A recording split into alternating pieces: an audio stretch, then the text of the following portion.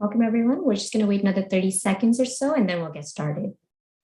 Just want to give everyone a chance to settle in.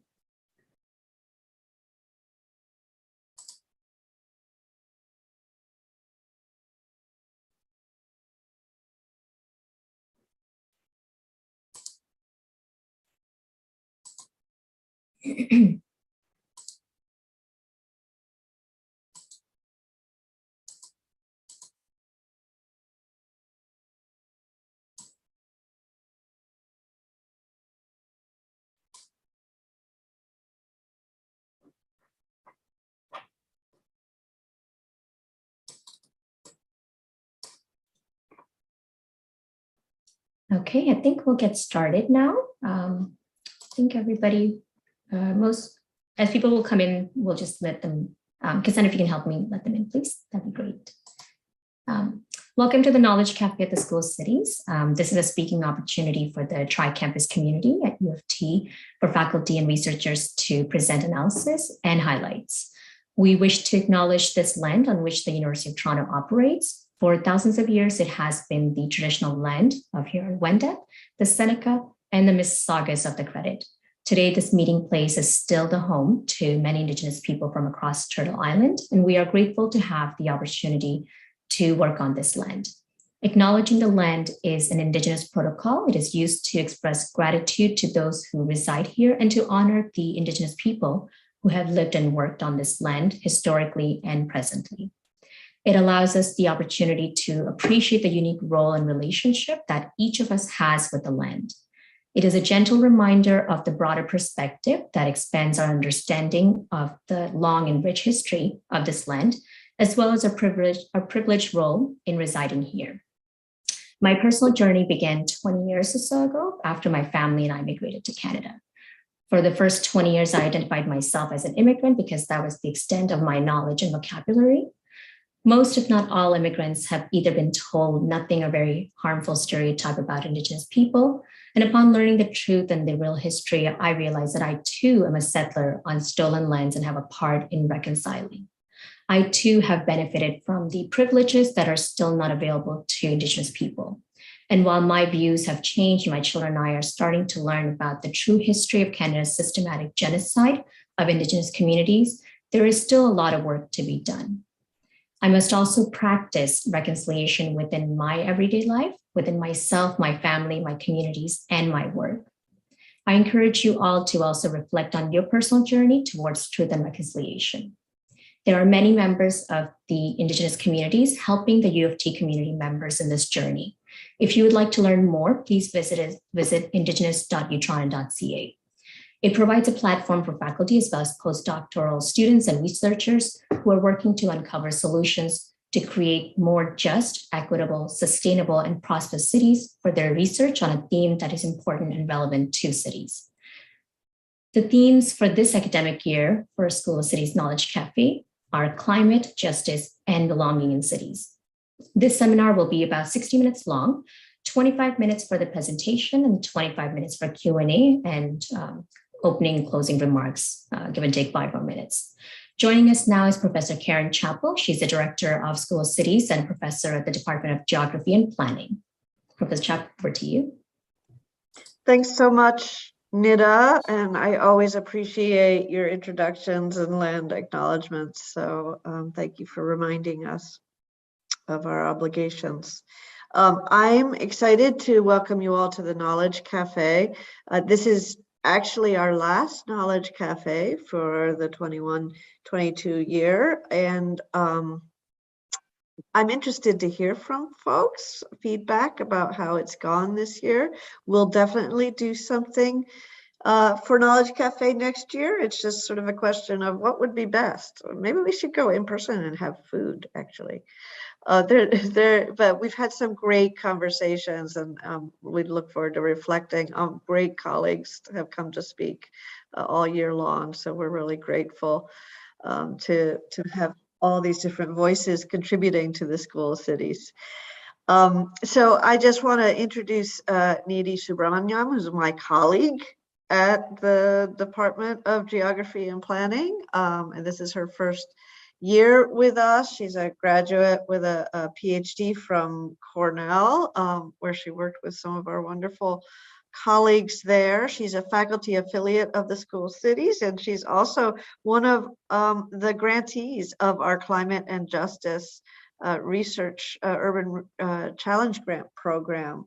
So with a wonderful proposal, working with a colleague in economics. So her work is on urban water governance, climate change adaptation, land disposition, and rural and urban transitions.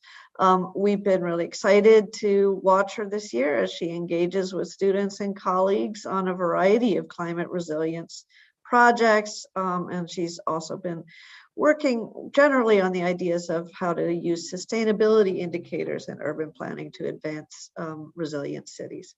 So with that, I'm going to turn it over to you, Nidhi. Thanks so much. Okay, thanks, Karen. So good afternoon, everyone. I'm going to share my screen, and I want to start by thanking Professor Karen Chappell for inviting me to present in the Knowledge Cafe, and to her team, especially Nida Shames, for coordinating this event. So today I'm going to share some ongoing research on water infrastructure planning in India with all of you. The talk is divided into 4 parts, followed by Q&A. So cities worldwide are pursuing low carbon, climate resilient development to adapt to climate change. On the one hand, climate change impacts water availability, but on the other, water availability and security are also critical for communities to remain resilient and adapt to change conditions. Plans and prescriptions for producing climate resilient water infrastructures tend to overwhelmingly focus on physical infrastructures, and they overlook everyday operations and maintenance issues that unfold over water infrastructure's long lifespans, which could be 30 to 50 years, and which have implications for users' water access and security. So given this background, today's talk examines everyday water infrastructure operations in the city of Tiruppur, India, to discuss how operations and maintenance contribute to resilience as the city faces a chronic stressor, aka water scarcity. So today I make 3 arguments, and I'm giving you a preview of those. First, water operations and maintenance activities are a crucial aspect of water infrastructure planning, even if these activities and the labor involved are largely unrecognized in infrastructure plans or get reduced to budget items. Second, operations planning is highly contextual. It's contingent on socio-material conditions and relations. It draws on the embodied expertise, capacities, and social relations of street-level actors to stretch inadequate infrastructures and under-resourced bureaucracies to fashion resilience. And third, planning at the street level is political, but not necessarily transformative. So my arguments build on and emerge through ongoing dialogues within urban planning on water infrastructure and incremental planning in cities of the Global South, as well as new insights on the role of repair, operations, and maintenance within critical infrastructure studies. So urban planning scholarship and practice tends to overwhelmingly focus on infrastructure production and installation, or infrastructure outcomes, including their gendered, racialized, and class dimensions.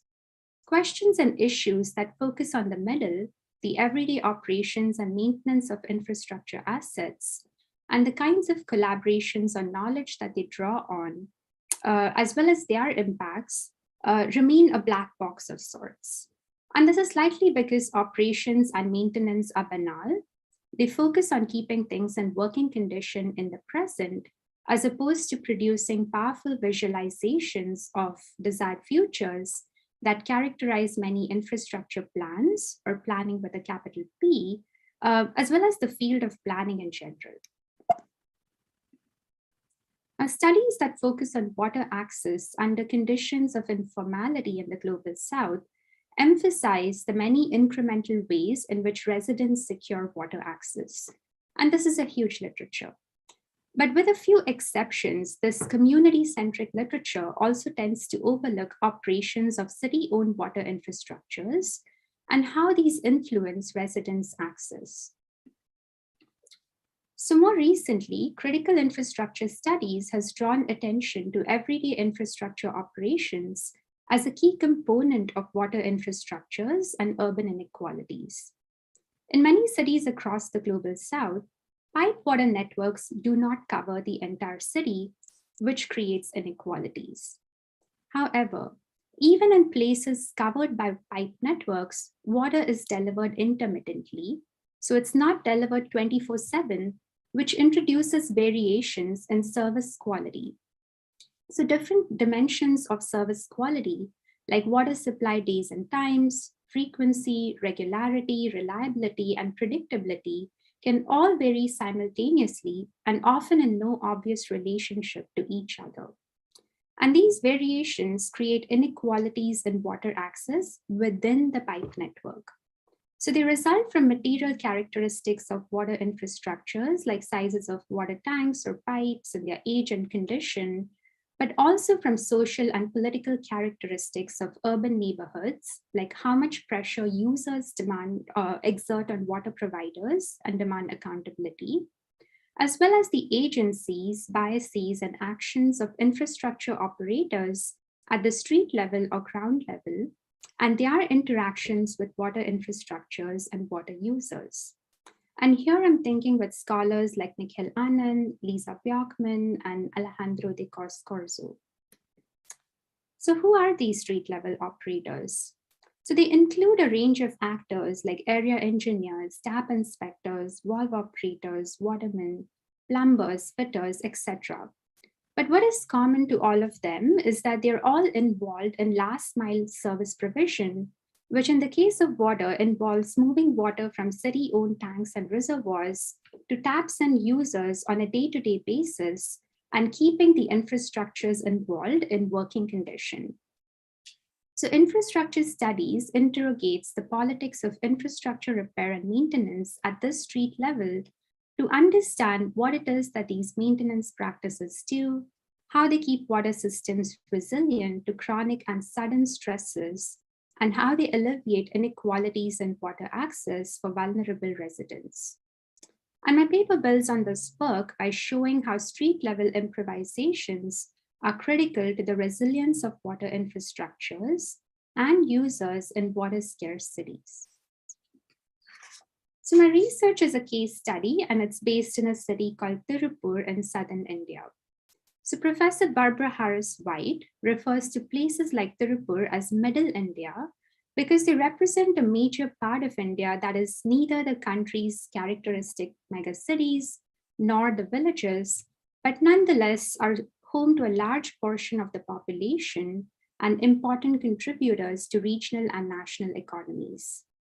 And Tiruppur, a city of about 1 million residents, is one such middle place that does not dominate popular imaginations of urban India.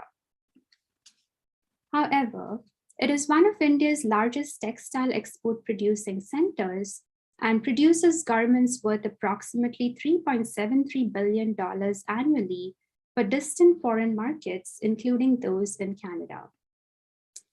So between 2017 and 2020, pre-pandemic, I conducted multiple rounds of ethnographic fieldwork in Tiruppur, where I gathered data through participant observation, mapping of municipal water distribution infrastructures, and in-depth open-ended interviews with 48 informants involved in water supply in Tiruppur. So my informants included administrators, bureaucrats, engineers, former or current elected leaders, and street-level operators who are locally known as watermen. During interviews and conversations, I probed these informants to elaborate on the technical knowledge, politics, resources, and contingencies that shape their actions, and to reflect on how their approaches to water delivery evolved as the city grew, new plans got made, governance reforms were introduced, and new water supply schemes got installed. So several factors contribute to water scarcity in Tiruppur. It is located in an arid water-scarce region of the country, and it lacks a local water source. In the last century, rapid and unplanned urbanization, which followed on the heels of industrial restructuring in the global textile economy, which was localized in specific ways in the city, also generated additional water demand. And in turn, it stressed local water infrastructures and sources that were designed to handle much smaller populations. Tiruppur's history as a small town also meant that it was not always prioritized in state-level funding allocations for building large water supply networks. And the long durée and time lapse between the design of infrastructures, the allocation of finances to build it, and the interim rapid growth in the local economy and population before the infrastructures got installed and built meant that built infrastructure always lagged true water demand, creating potable water scarcity. So in the early 1990s, an exponential growth in textile export production drew migrant labor to Tiruppur and caused the city's population to nearly double in a 10-year period. Many of these manufacturing facilities and the out-of-state migrant workers settled in villages on Tiruppur's periphery, straining the already limited water infrastructures there. And the state responded to this rapid unforeseen growth by redrawing Tiruppur's municipal boundaries. In doing so, it incorporated the peripheral urbanizing villages into the city and brought them under the city government. Now, with the simultaneous rollout of neoliberal reforms at this time, the Tamil Nadu state government introduced hiring freezes within the bureaucracy to reduce salary costs. So this meant that a very small and fiscally constrained city government had to do much more with much less. They not only had to extend water to a growing population in the urban core, but also to residents in the peripheral villages. And this created a shortage in bulk water of nearly 47 to 50 million liters per day, which could not be met by the city's existing sources, further exacerbating water scarcity. So in this water scarce, low bureaucratic capacity context, how do different actors in charge of water provision improvise and address water scarcity on a day-to-day basis? How do their everyday practices of operations and maintenance contribute to resilience in the urban waterscape? And how do they address inequalities? So what did I find?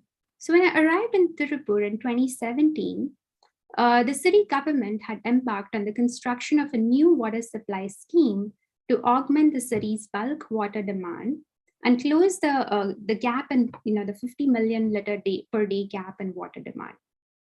However, as many of you know, these large and expensive water infrastructure schemes and the networks of this scale take several years, if not decades, to come to fruition.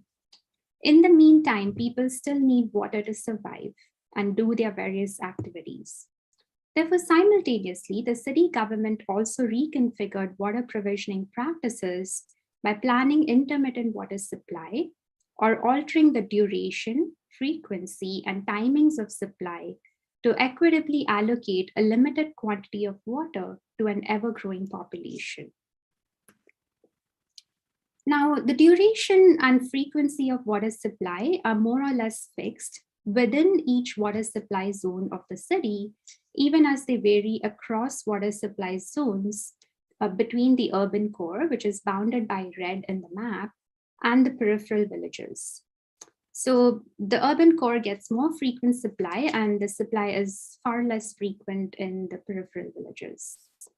Now, there are variations between the urban core and the villages because outdated engineering standards governing infrastructure design assume that villagers need less water compared to people in cities, even as this assumption no longer holds true today. And because water supply reservoirs in the villages have smaller storage volumes, they need to be refilled far more often to service a similar number of connections. And refilling these reservoirs takes time, adding about 3 hours each time, which increases the time between subsequent supplies thus reducing supply frequency. Now, frequency is intricately linked to another variable, which is the duration of supply. So if water is supplied for a smaller duration, then there is more water to go around the network, and it can be supplied more frequently. So across Tiruppur, what I observed was that watermen supplied water for a duration of about 1.5 to 2 hours each time in areas where water supply frequency was 4 to 5 days, as in the urban core. But they supplied water for no more than 3 hours each time, where water was supplied only once every 15 days. So there were some parts of the city that were only receiving water for 3 hours every 2 weeks. Now, there are several considerations that inform this intermittent supply planning in Tiruppur, and they all to some extent rely on street level operators or the watermen's embodied knowledge of the context. So how did Tiruppur's watermen arrive at the supply duration of 1.5 to 2 hours?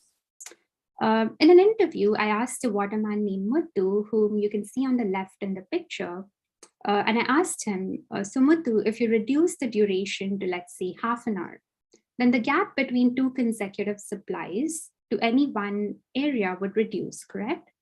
And so all these areas can get water every day or every alternate day, and people would have to store less water.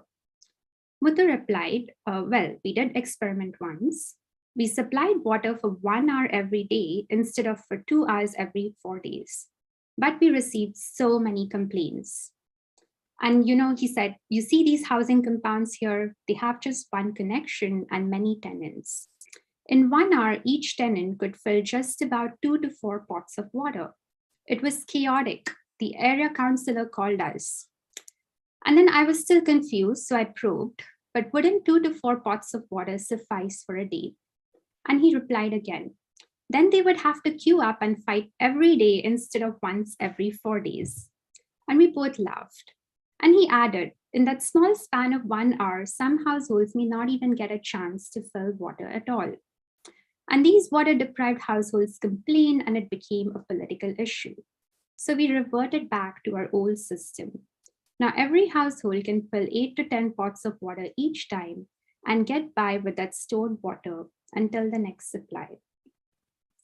So Waterman Muthu's explanation reveals how water supply duration is carefully calibrated with users, and in this case, low-income tenants, water collection and storage practices, which introduce additional material and organizational constraints.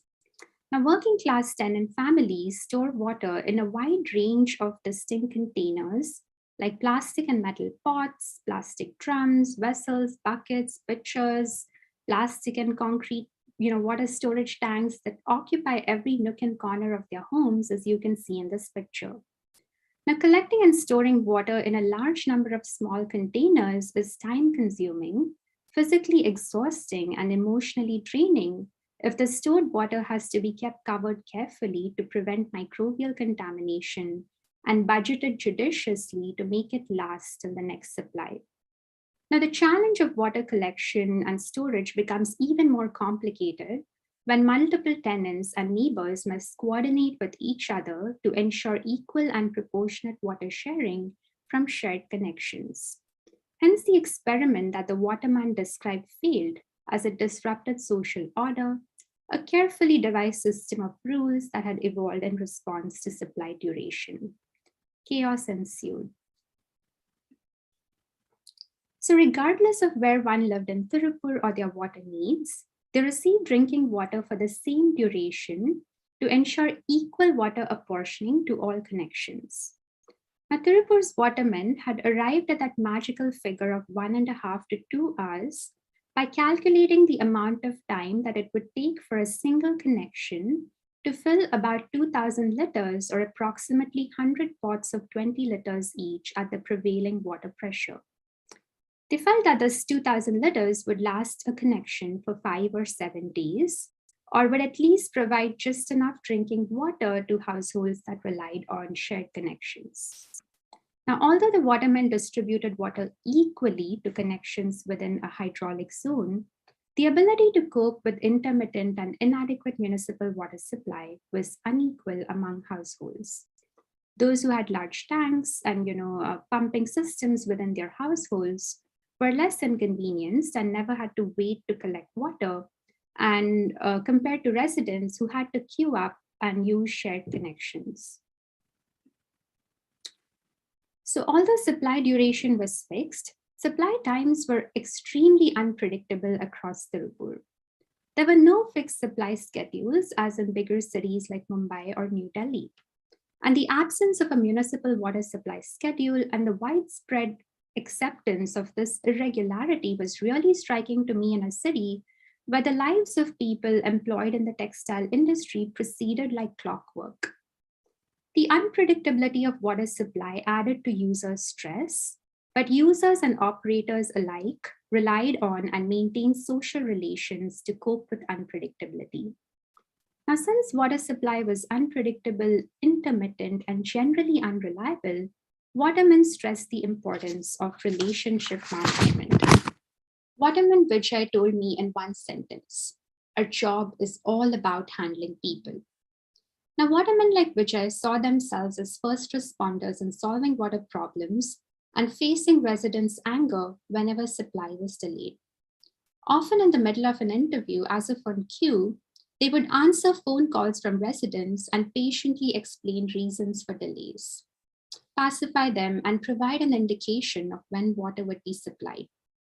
After the call, they would turn to me and say, quote, "Whenever people call, day or night, we have to answer the phone and give them proper convincing responses when they ask about delays in supply," end quote.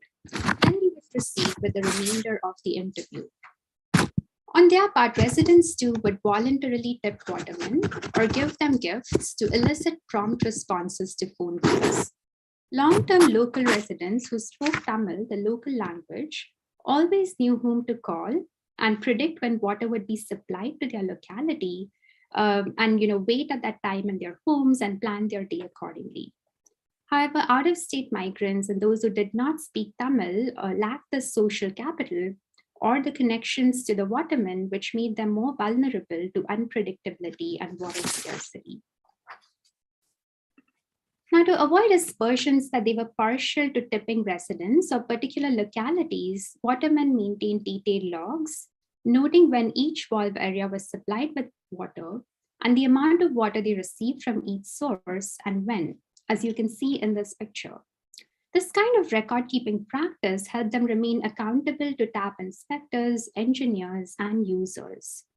It also allowed them to reasonably predict supply timings and reassure users that water would indeed come. Waterman Vijay justified how the unpredictable supply schedule had come to structure residents' lives. And he told me, quote, "People have learned to manage their water use for 5 or 6 days. On the 6th day, they will wait expectantly and call us to inquire about the water supply timings to their area. We say, we cannot tell you a fixed time, but it will come sometime today," end quote. And if supply was unusually delayed, then the water department would send water trucks to the affected areas, and watermen would personally visit each area and warn users to be judicious in their water use. So in addition to the various steps that street level operators took to address water scarcity by intermittent water supply planning, they've also additionally developed a parallel water infrastructure. These consist of decentralized borewell infrastructures that the local state has installed in every part of Tiruppur to augment pipe water supply. And so for low-income water-poor households without access to sufficient pipe water, municipal borewell water, which is untreated groundwater, is a lifesaver. They use it for everything except cooking and drinking. Unlike the pipe water network, which engineers and the municipal administration oversee, wells and borewells are largely under the purview of the local political state. They're an important means of securing political patronage for aspiring municipal councillors. And borewells combined with this intermittent pipe water supply allows the local government to stretch this limited quantity of treated pipe water to a growing population and keep the city resilient. Let us revisit the arguments again. So my findings show how street level actors plan the everyday allocation of limited water to users in water scarce contexts through intermittent supply planning. And they determine the minimum quantity of potable water that a household requires in a given week. And this is very contextual knowledge, and adjust supply duration and frequency to deliver that minimum quantity of water to low-income users so that they can cope with water scarcity. In this way, they help users build resilience and cope with chronic everyday water stresses, even if the burden of this resilience or coping with it is unfairly borne by certain low-income users. Now, street-level planning is an invisible, unrecognized facet of water infrastructure planning that heavily relies on Watermen's embodied knowledge of the local context, infrastructural conditions, and users' water collection and storage practices. It equally relies on Watermen's ability to forge and maintain relationships with pipe water users, whether it's answering their anxious phone calls at odd hours and reassuring them that water will indeed come. It is the Watermen's capacity to learn and improvise on the job in the face of resource scarcity that allows Tiruppur's pipe network to function and remain resilient. However, the findings also caution us that these ad hoc incremental improvisations do not offer a definitive long-term solution for the city's water crisis. They merely provide an interim fix for Tiruppur's water troubles by stretching the infrastructure just enough to avoid crisis. In interviews, most users noted that they could live with the existing water infrastructure, even if their water situation was far from ideal. Now, all the street level operators, operations and maintenance practices and their provision of parallel water infrastructures allows the city to remain resilient in the face of growing water scarcity. They nonetheless maintain entrenched inequalities.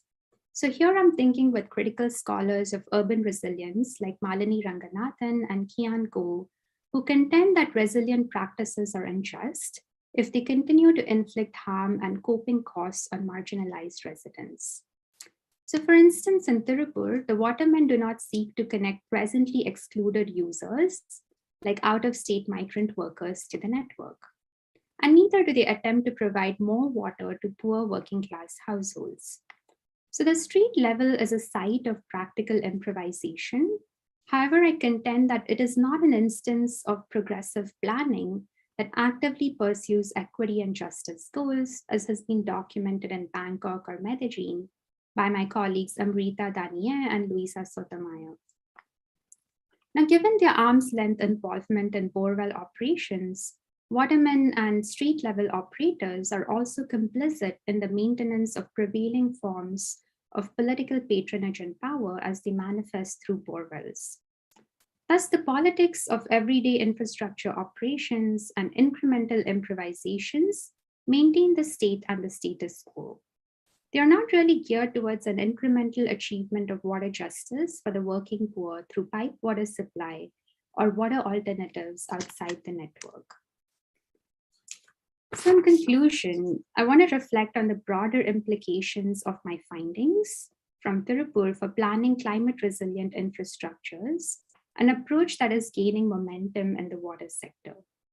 So like other cities, Tiruppur too is expanding bulk water infrastructures in response to growing demand.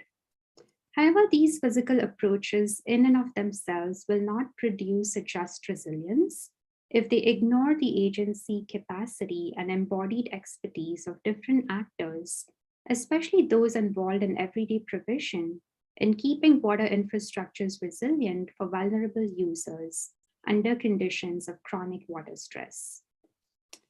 Further, considering that the street level is not necessarily politically progressive or equity-focused in Tiruppur, it is necessary to monitor how and understand how the different dimensions of intermittent supply planning contribute to inequalities and vulnerabilities in specific urban contexts so that we can design targeted interventions for addressing those inequalities.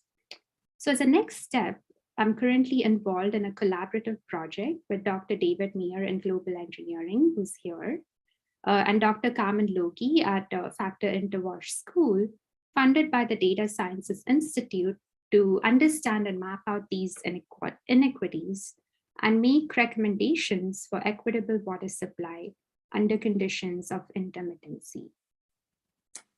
So that concludes my presentation. I want to thank you all for joining and listening, and I look forward to your comments and questions.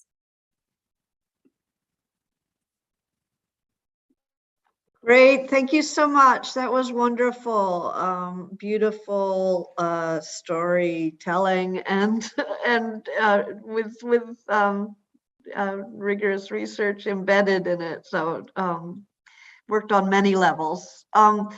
I have a quick question to kick us off. And of course, there were many stories here that were very powerful, and I love the way you interwove the quotes with the rest of the material. The story about the attempt to transform the time periods.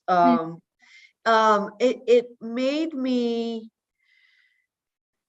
me wonder if you had encountered any examples of where people had solved that problem. Actually, I started thinking about Elinor Ostrom and water governance, and what examples of commons where where these things have been worked out. And I'm just curious whether there are examples in India, or whether how you respond to the Elinor Ostrom ideas. Yeah, I think, so that's an interesting question. Like it really bothered me when I was doing this research that there were no fixed timings. But there are cities in India like Mumbai or Delhi where there are these published schedules by area, including in Bangalore. And in some of these mega cities, some startups have also emerged to disseminate water supply times via SMS or some kind of messaging service to residents, with mixed kind of impacts on reducing collection times and stress. But in Tiruppur, like, one of the common reasons people would say is like, well, water is coming from, far away, like 100 kilometers outside the city. If there's electricity cut off or some kind of repair or breakdown anywhere along the way, it's going to get delayed and we cannot predict it. So now, whether they can or cannot predict it, or whether this is a way of eviscerating certain kinds of accountability is very hard to pinpoint. But I think they like across the city, I couldn't see any way in which people were trying to fix the time in any way. And so it was like a guessing game for everyone. And I lived there as, this kind of foreign person. If I didn't have my neighbor tell me when water would come, like there was no way for me. Like I would go without water that day, or that's just the way the city seemed to work. Certainly inefficient and not equitable to everyone who doesn't have a means of getting that information. And I'm trying to understand, what was your question about, Eleanor? The question is whether there are examples of water governance where communities have been able to work through these issues. Right. And so I was surprised that in this case, chaos ensued. So I think in the case of those decentralized borewell networks, which are very much at a community scale, users have themselves come up with some of these rules. But because the pipe network system is something users don't control, but the bureaucracy controls, I think users are not able to come up with those rules.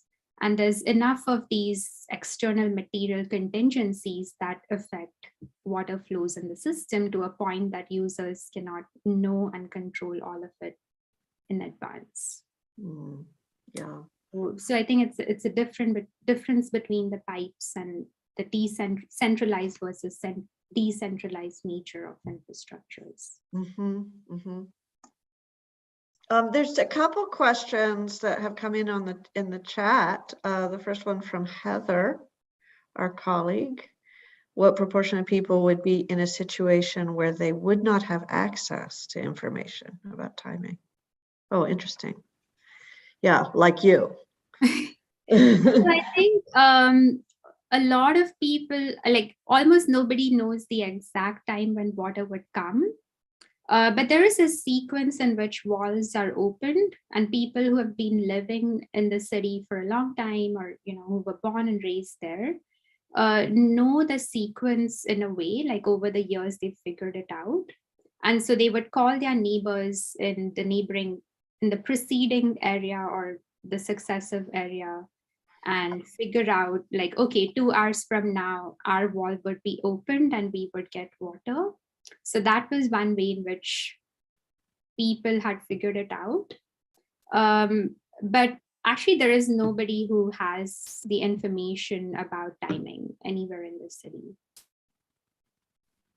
So those, like the books that the engineers had, are not shared?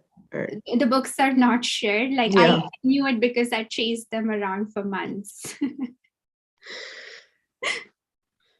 Oh, that's interesting. Another question in the chat came from Lara. How might cities like Tiruppur prepare for climate shocks to come? Is it anticipated that water availability will become even more unpredictable in the future? So, Lara, that's a great question. So there are like other researchers trying to understand how climate variability might affect water at the source. So at the river, 50, 100 kilometers away from where water is being drawn to Tiruppur. But when I ask engineers who handle those water supply schemes for Tiruppur, they don't seem to think that climate is an issue. Because somehow they know that they have a guaranteed offtake of, so many 100 million liters per day for the city. And so they are less concerned about that. But having said that, that total amount itself is not an accurate reflection of the water needs within the city, because many populations like migrant workers, floating population are not counted in those water calculations. And many of those water infrastructures, they are built in a very retrospective manner, like they're not forward looking in a way. So that is one set of issues which creates that scarcity. And it's really difficult to say how climate variability is playing into this. Like, I'm not a climate modeler. And that's why I said there are like many factors that contribute to scarcity, including some that are a function of planning, like, and not necessarily a function of climate per se. Thank you. There's so many lovely comments coming in the chat. I see one more question here from David Meyer. Does no schedule mean equally likely to arrive at 2 a.m. than 2 p.m., for example? How many people or zones would be serviced by an average waterman?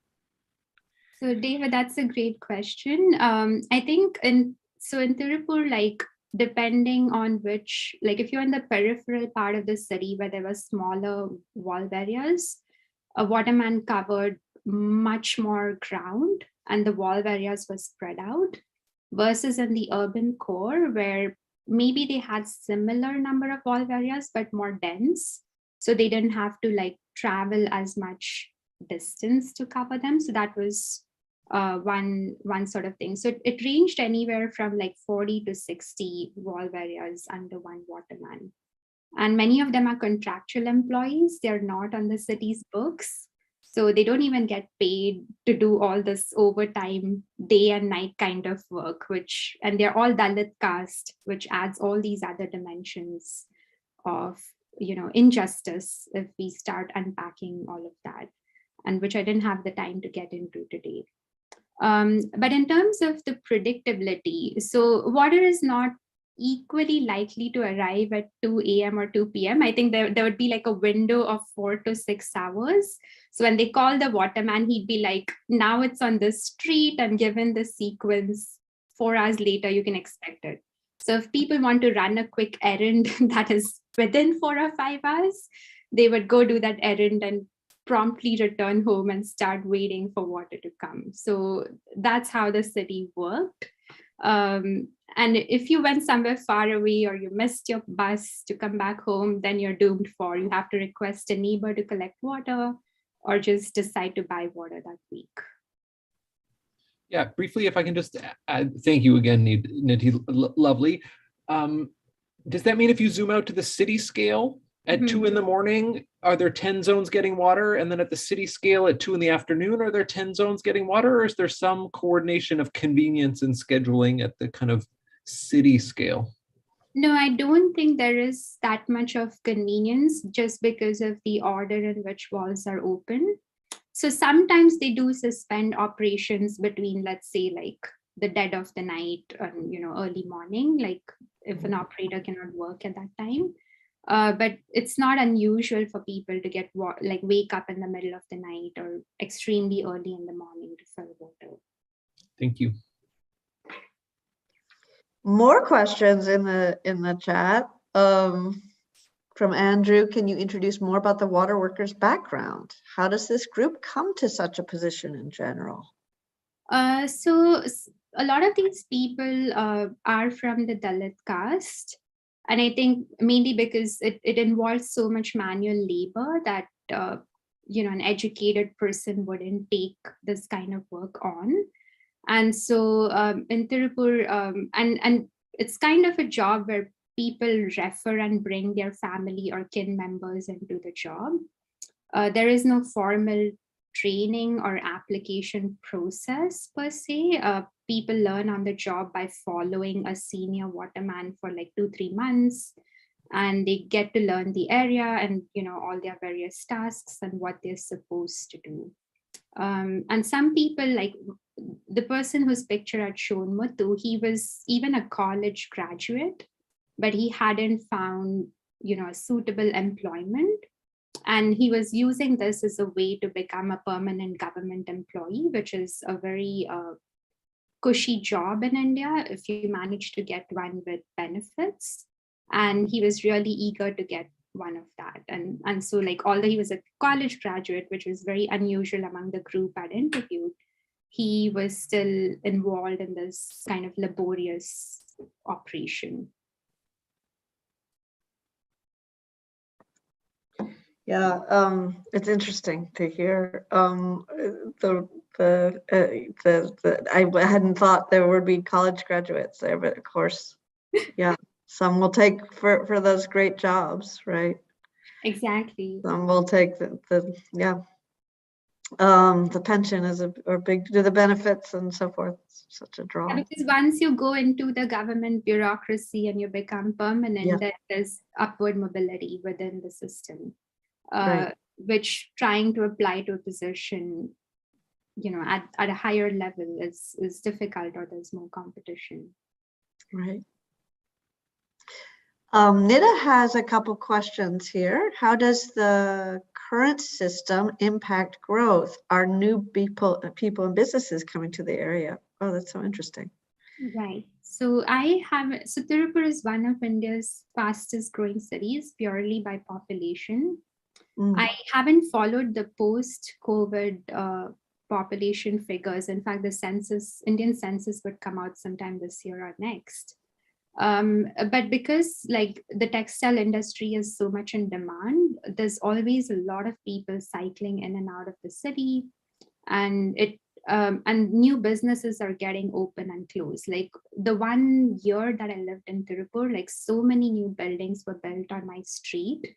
so many new shops opened, like if that's an indicator of how fast a city grows, and I was seeing it play out in real time. So and migrant workers are not enumerated in India. Like that was another thing that kind of exploded during COVID, when people had to go back hometown, and you could see like all these news images of people walking on the highway, because no one had accurate figures of how many migrant workers work where they live, to even provide any assistance during these times of crisis. So it's undercounted in plans, undercounted in the census, everywhere. So, and I think hopefully now people will take note of these, and it'll inform planning as well. Yeah. A couple more questions. Another one from Nida. Are there lessons from the global south about water crisis in Canada? So actually, I don't know too much about water crisis in Canada. I do know of water crisis in Indigenous communities with boil water advisories and the sheer lack of infrastructure in some communities. In terms of a sort of transferable lesson here is this idea of investing in planning for asset management.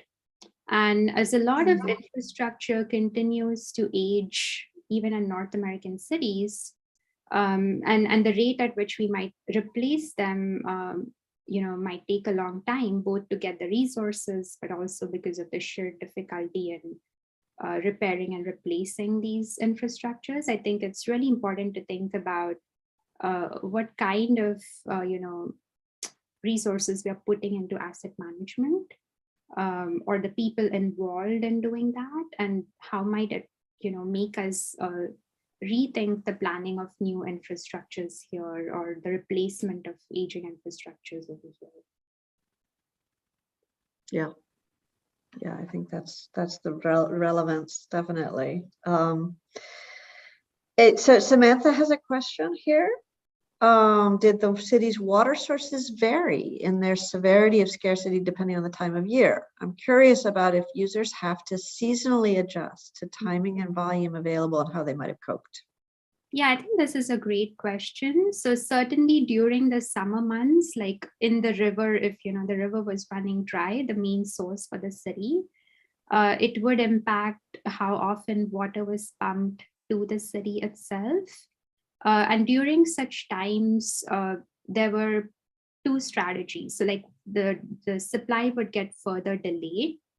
The Watermen would warn people that supply is going to get delayed and there's going to be less drinking water.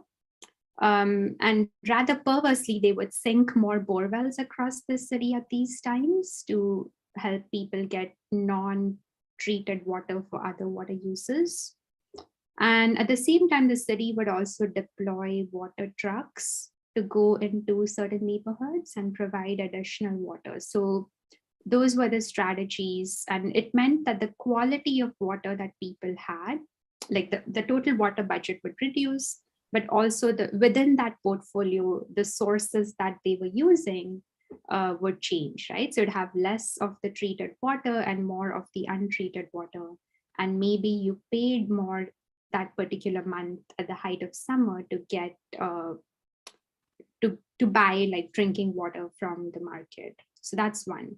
But I also saw like when it rained, people were really creative.